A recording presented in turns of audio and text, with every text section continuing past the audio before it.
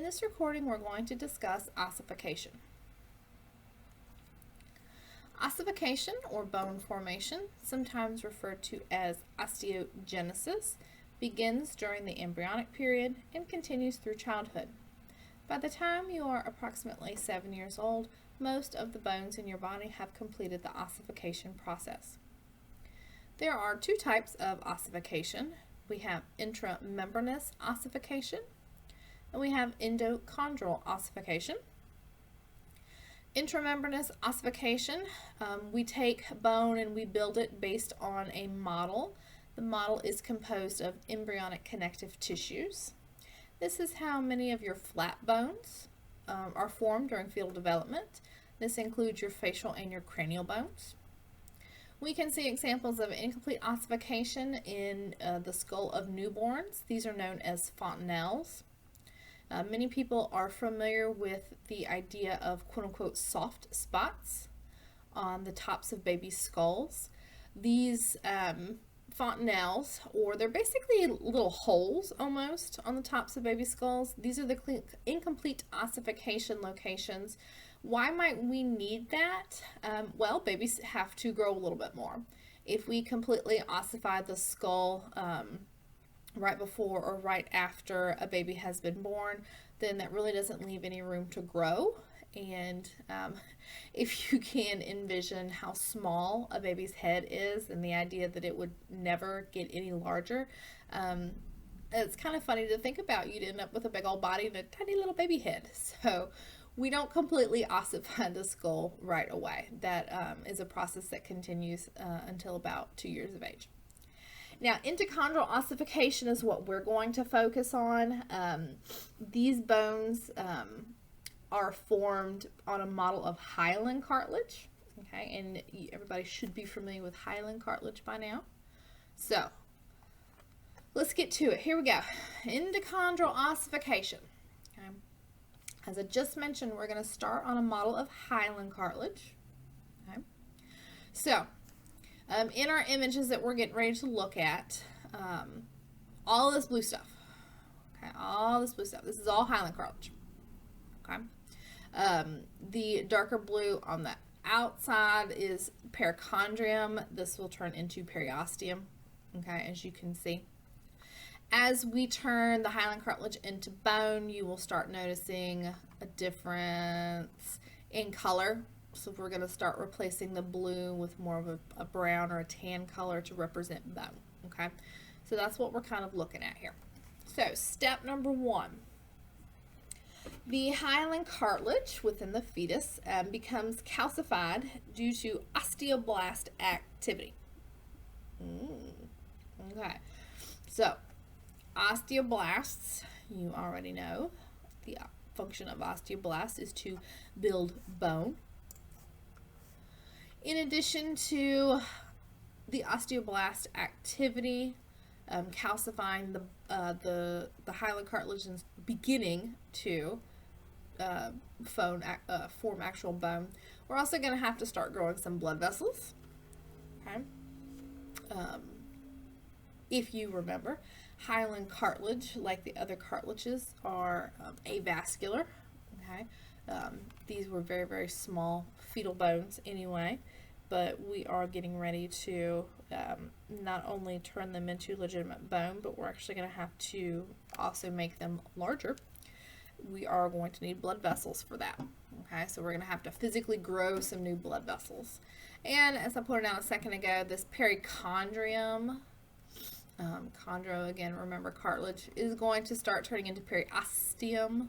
Okay, and osteo again means bone. So we're going to start that process as well. All right, step number two. We develop what is known as a primary ossification center in the middle of the diaphysis. So this chunk right here in the middle. We're going to have some good stuff going on here. Okay.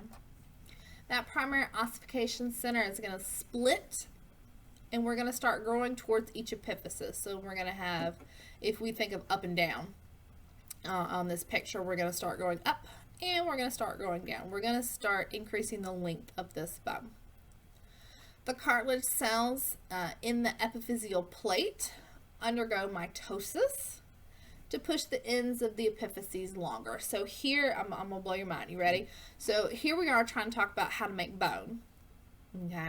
And I just said cartilage cells in the epiphyseal plate undergo mitosis. Why are we making cartilage cells? Okay. Because that's how it works. We're starting with hyaline cartilage. So if you want to make this bone longer, you have to make new cartilage first.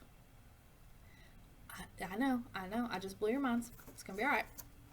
Now, when the chondrocytes, okay, so mature cartilage cells, when they die, those osteoblasts come in and they start turning that area into bone. Okay. We are slowly starting to approach the secondary ossification center. Now, these secondary ossification centers, what are we really talking about? We mentioned primary ossification centers in the diaphysis. These secondary centers, we're working towards the epiphyses.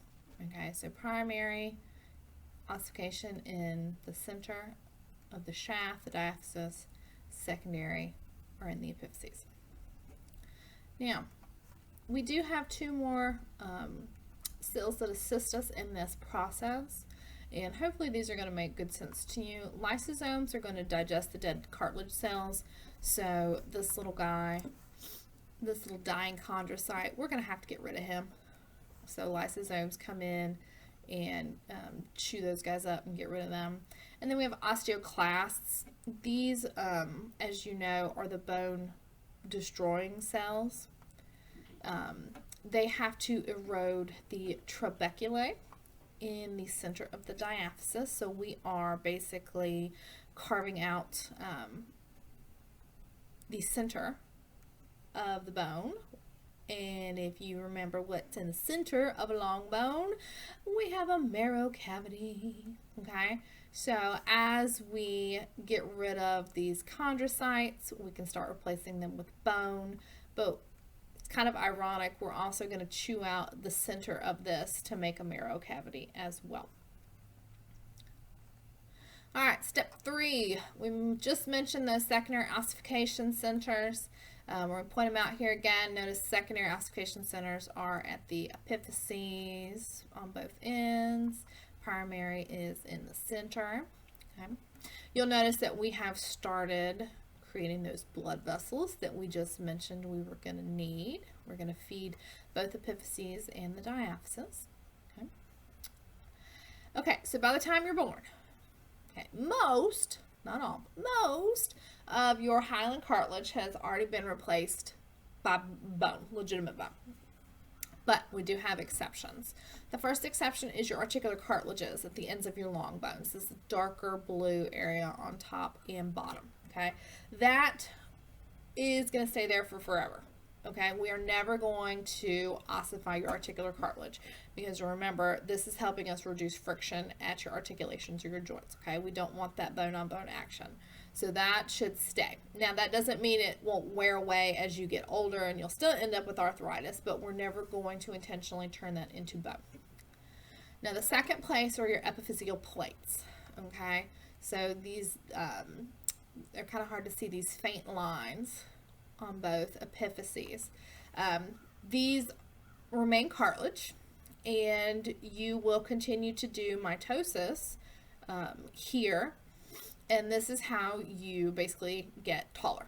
Okay, this is how we continue to elongate your bones through childhood, through adolescence, during all your growth spurts. We're doing mitosis, making more cartilage, and then replacing it with bone. We're going to keep on doing that. We are going to see your epiphyseal plates until you hit anywhere between about 18 and 20 years of age. And then we have to move on to step 4.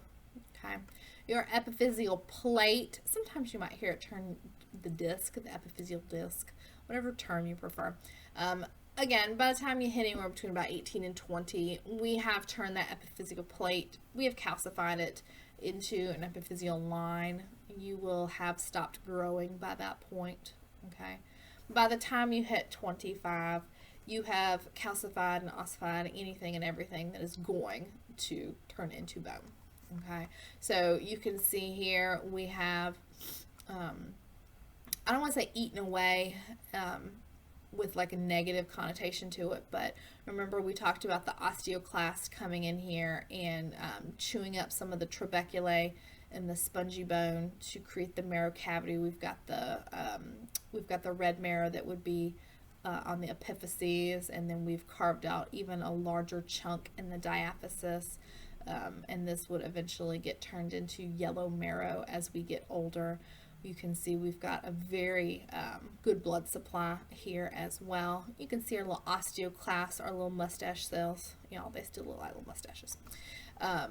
Chewing away and making sure we've got a sufficient medullary cavity going on here. So that's how you make bone. You start with cartilage, okay? You start in the middle. You start to ossify in the middle with the osteoblasts. You work your way to the epiphyses with the secondary site. And again, by the time you're about 18 to 20-ish, most of this has completely finished. By the time you've hit 25, everything that is going to turn to bone will have turned to bone. So that is how you go through endochondral ossification.